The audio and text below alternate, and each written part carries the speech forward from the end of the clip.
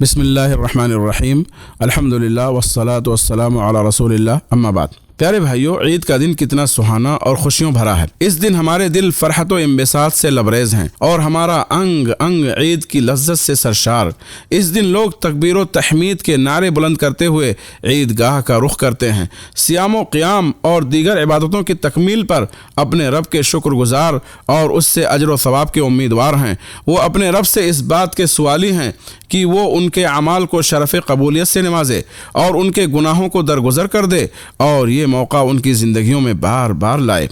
پیارے بھائیو، یقیناً عید کے دن خوشی منانا ہر مسلمان کا حق ہے، مگر خوشی و مسرت کے اس موقع پر ہمیں چند باتوں کا خیال رکھنا چاہیے، ہمارے ذہنوں سے وہ باتیں اوجھل نہ ہونے پائیں۔ عید کے اس پررونق موقع پر ہمیں اپنے ان بھائیوں کو یاد رکھنا چاہیے جنہیں یہ دن دیکھنا نصیب نہ ہوا، جو اس دن کے آنے سے پہلے موت کے منہ میں چلے گئے اور اس وقت قبروں میں اپنے کیے کی جزا یا سزا پا رہے ہیں۔ ہمیں یہ بات ہرگز نہیں بھولنی چاہیے کہ آج وہ جس مقام پہ ہیں ایک دن ہم بھی وہیں پہنچنے والے ہیں، لہٰذا ہمیں ان کو اپنی خالص دعاؤں میں یاد رکھنا چاہیے کہ اللہ ان کے نیک اعمال کو قبول کر لے، ان کی خطاؤں اور لغزشوں کو درگزر کرے۔ عید کے اس پرمسرت موقع پہ جبکہ ہم صحت و عافیت کے ساتھ عید کی خوشیاں منا رہے ہیں، ہمیں اپنے ان بھائیوں کو یاد رکھنا چاہیے جنہیں بیماریوں نے گھر یا ہاسپٹل میں قید کر رکھا ہے، جو بیماری کے سبب ہمارے ساتھ عید کی خوشیوں میں شریک نہیں ہو سکے۔ ان میں کتنے ایسے ہیں جو مہینوں یا ہفتوں سے اسپتال کے بستر پر دراز درد و الم سے بے حال ہیں، لہٰذا ہمیں اللہ کا شکر بجا لانا چاہیے کہ ہم صحت و عافیت کے ساتھ عید کی خوشیاں منا رہے ہیں، اور اپنے ان بھائیوں کے لیے دعا کرنی چاہیے کہ اللہ انہیں شفا نصیب کرے، ان کی مشکلات و پریشانیوں کو دور فرما دے اور ان کے درد کا مداوع کر دے۔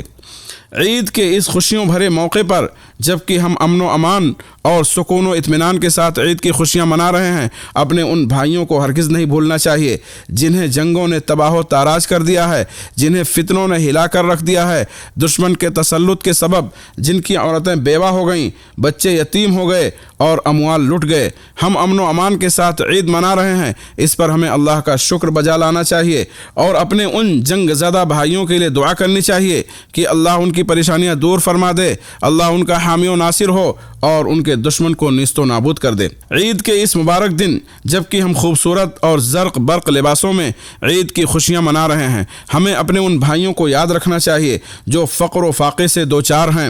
اور غریبی و محتاجی نے جنہیں پریشان کر رکھا ہے۔ ان میں کتنے ایسے ہیں جن کے پاس تن ڈھانکنے کو کپڑے نہیں، سر چھپانے کے لیے گھر نہیں، پیٹ کی آگ بجھانے کے لیے کھانا نہیں اور سوکھے گلے کو تر کرنے کے لیے پانی تک میسر نہیں، بلکہ ان میں سے بہت سے بھوک و پیاس کا شکار ہو کر لقمہ اجل بن گئے۔ ہم جن عظیم نعمتوں میں ہیں ہمیں ان پر اللہ کا شکر گزار ہونا چاہیے، ساتھ ہی ساتھ فقر کا شکار اپنے ان بھائیوں کے لیے جہاں یہ دعا کریں کہ اللہ انہیں فقر سے بے نیاز کر دے، ان کے بھوکوں کو کھانا نصیب کرے اور ان کی حاجت براری کرے، وہیں ہم ان کی طرف امداد و تعاون کا ہاتھ بھی دراز کریں۔ عید کے اس پرمسرت موقع پر جبکہ ہم ماہ رمضان میں صیام و قیام اور اطاعت کے کاموں کی سعادت ملنے پر مسرور و شادمان ہیں، ہمیں اپنے ان بھائیوں کو نہیں بھولنا چاہیے جنہیں گناہ و معصیت نے جکڑ رکھا ہے۔ جہاں مومن اللہ کی اطاعت کے کاموں میں ایک دوسرے سے آگے بڑھنے کی کوشش کر رہے ہیں، وہیں یہ بد نصیب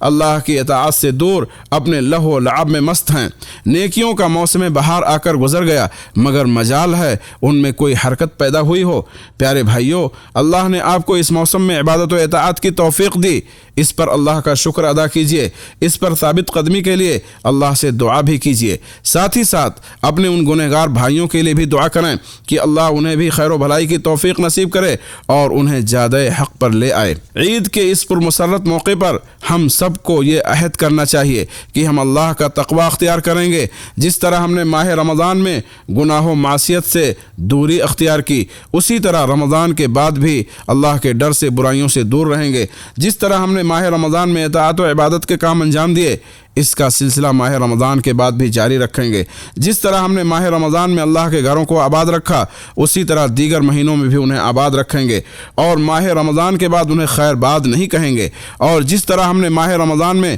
نہایت ہی شوق کے ساتھ قرآن کریم کی تلاوت کی، اسی طرح دیگر مہینوں میں بھی نہایت ہی ذوق و شوق کے ساتھ اس کی تلاوت کا سلسلہ جاری رکھیں گے۔ اللہ تعالی ہمارے صیام و قیام اور تمام نیک اعمال کو قبول فرمائے، ہمیں حسن خاتمہ عطا کرے اور ہمیں اہل جنت میں شامل کر لے۔ انہ ولی ذلک والقادر علیہ، وصلی اللہ وسلم وبارک علی نبینا محمد وآلہ وصحبہ اجمعین۔